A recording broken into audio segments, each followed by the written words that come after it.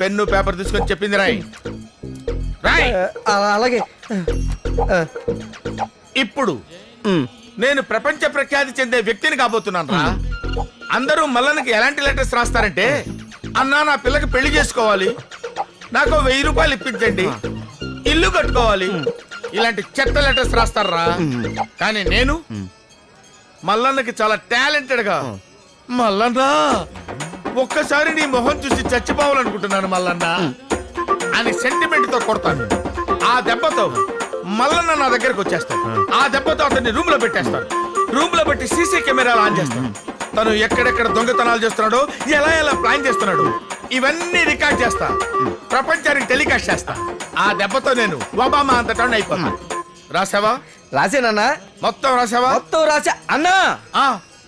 నాగలింగం పువ్వన్నా, ఇది శుభానికి సూచకం. అయితే ఏంట్రా? మీరు ఒబామా అయిపోతారన్నా.